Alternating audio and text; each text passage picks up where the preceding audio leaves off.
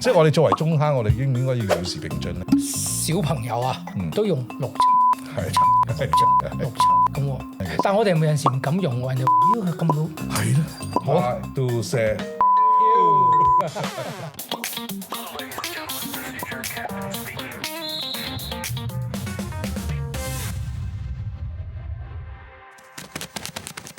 今期嘅 Spotlight 咧，想講一個字 ，actually 係兩個字 ，6、7。聽聞呢個6同7咧，好多小朋友咧就係經常掛咗喺口邊啊！呢一陣嘅6、7嘅一個風潮咧，其實如何形成嘅咧？其實我都拗晒頭嘅。咁啊，我第一次聽到咧，其實都係一啲好細路仔或者 came across 一啲TikTok 啊短片裏邊咧，係有啲人係咁爆呢個6、7。咁多個數目字，點解唔揀係要揀6同埋7咧？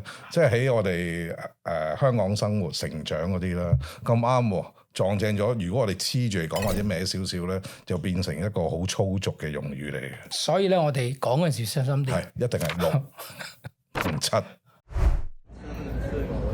7 and 6 better than 6 7。亦都成為咗2025年 Dictionary.com 裏邊嘅 Word of the Year， 即係揾得最多嘅。同埋咧，咁佢哋就點解會咁多咧？係啦，原來咧就話哇，原來出邊好多 TikTok 啊、短片啊、YouTube 啊裏邊咧，好多人都用呢個字。係。咁發覺到咧，連身邊嗰啲小朋友啊，都用6、7、6、7、6、7、6、7咁喎。大家不如睇下呢個字點嚟啊！ Bro put a belt right to they behind the way that switch. I know he dying. 6, 7. I just bit right on the highway. 其實係一個 music video， 一個 rapper。咁喺一次佢一個新歌裏邊咧，就用咗呢個6、7好多次。咁咧佢又唔解釋點解。咁啲人就話咁過癮嘅，不如我又估下佢點解啦咁。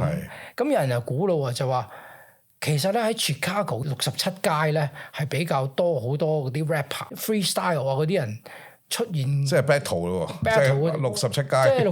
咁佢話係咪喺嗰度出嚟咧？咁有啲人咧就話曾經咧就 apply to 一個 NBA 籃球員，佢啱啱咧咁巧咧，佢係6尺7高。係哦。如果美國嘅警察去 call 一個叫密碼，即係佢哋警察會話 10-4 佢 1067咧個密碼咧就係死亡嘅意思。依個係我睇咗咁多個裏邊咧最接近嘅一樣嘢，因為嗰首歌裏邊咧佢哋用好多譬如用槍啊嗰啲咁嘅畫面啊。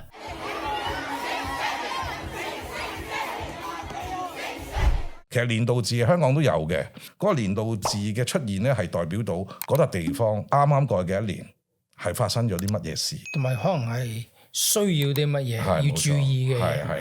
咁咧喺 Dictionary.com 裏邊咧，其實個年度字咧好奇怪。上年咧佢哋用咗一個字係一個古字。Demure。仲要咧，你估下2020年，我諗你一定估到。pandemic。Exactly。香港應該叫 COVID， 即係唔同。係啦，即係佢係，但係好奇怪個2022年咧個字咧係 woman， 女人。2022年發生咗咩事？點解會有個 woman？ 嗱，冇根據㗎，我估嘅啫。OK， 嗰陣時係咪第一個女副總統出現啊？應該係。woman power 係 woman， 所以嗱呢啲就係我哋講嘅，但係冇試過一個字一個新字，而唔係佢其實佢唔係一個詞彙嚟嘅。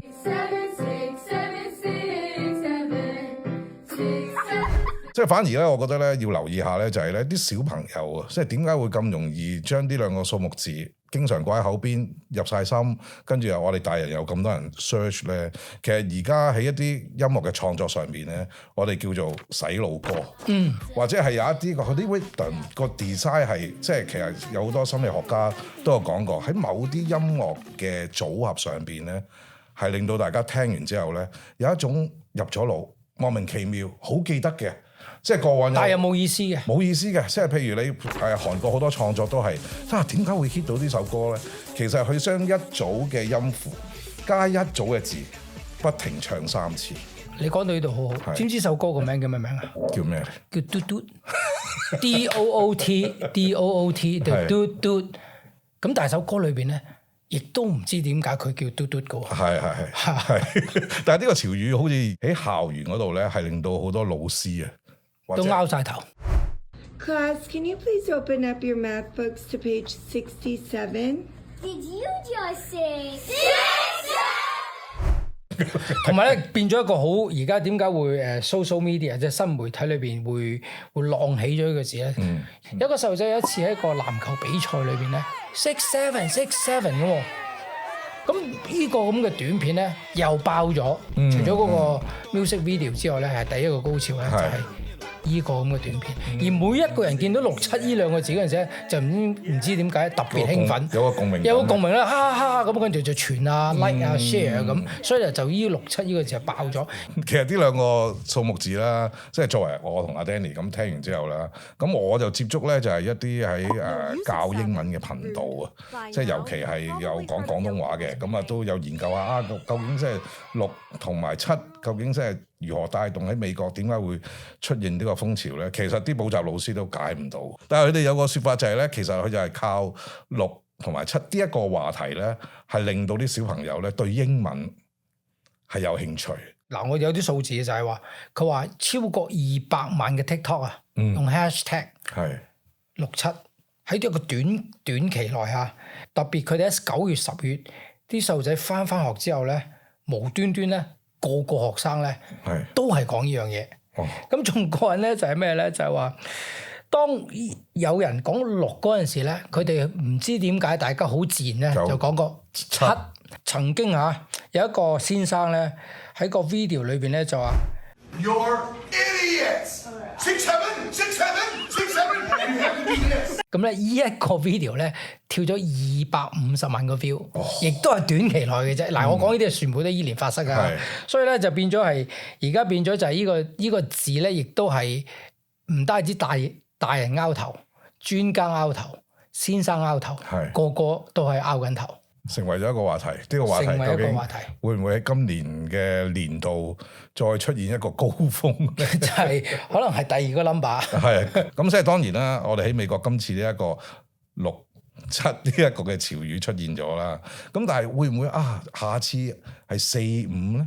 即係呢啲數字，你講到如果係咁冇意思，又或者係不明所以，即係查唔到嘅。係因為一首歌，或者係一個叫洗腦密碼，而令到大家 hit 到咧。而我哋又用咗咁多時間變咗一個年度字喎。冇錯，或者係因為呢個字 pop 咗出嚟，亞洲嗰邊特別廣東話啦，就大家又咁奇怪嘅，又需要將話幫咗呢個 dictionary.com 裏邊。或者究竟會唔會延續啊？因為如果你用廣東話詞彙嘅區域啊，呢一個用少少歪嚟講啊，咁亦都係有可能同美國一樣，咦帶動到喎，即係喺呢個網絡上面又流傳到喎，咁之後會點咧？因為我哋有時講啲即係比較粗鄙少少嘅説話咧，我哋都有啲其實係唔同年代咧都有啲粗鄙嘅説話。其實除咗潮語之外，待遇啊或者之類嗰啲，係啦冇錯啦。即係講到呢個喺首歌裏邊出咗呢兩個字咧，咁啊諗起最近有一首好紅嘅歌啦，嚇 Jump 係又係 Blackpink 啊！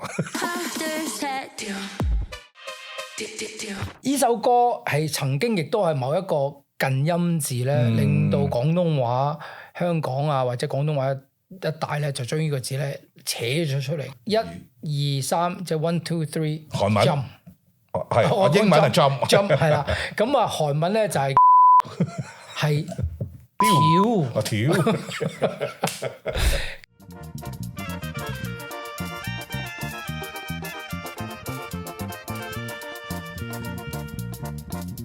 尤其喺好早年代咧，其實即係泰文咧，令到一班嘅朋友啊，即係喺廣東話嘅語系上面咧，啲字庫嗰度咧就要撞咗好多字嘅。咁嗰啲字咧，全部都真係攞你命嘅，真係。係啊，電台節目咧，亦都係阿吳君如小姐咧，同埋阿森美咧，就係曾經用一個廣東話同埋泰文啊，而中間咧係涉及咗一啲咧廣東話嘅發音咧。係好接近，正常唔出得街嘅，係正常6、7咁樣，係啦，冇錯都係。加俾你啦，加俾你啦，試น้ำตาล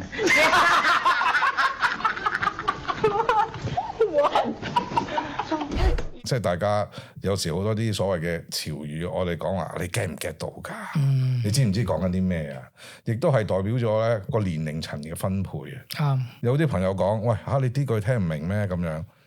我真係唔係太明，跟住人哋會笑你噶嘛，人哋會笑你噶嘛，即係我哋作為中坑，我哋應唔應該要與時並進咧？其實，但係我哋有陣時唔敢用喎，人哋話：咦，佢咁老，係咯。所以講到就係話啲字啊，喺某一個 MV 或者係一啲比較紅嘅歌裏邊出現咧，亦都會令到人哋會瘋傳嘅。其實嗰啲人開頭都係話，可能係唔知道乜嘢，或者係 confuse 嗰陣時咧，就令到嗰啲人會問人啦、傳啦，好似 dictionary.com 咁樣會 find out 啊，或者 Google 啊咁樣，咁所以咧呢啲字咧就會 pop up 啦，就紅咗啦。係。咁啊，節目我哋呢一個環節完之前，不如我就唱多一次 BLACKPINK 呢一首歌啊。1, 2, 3，跳。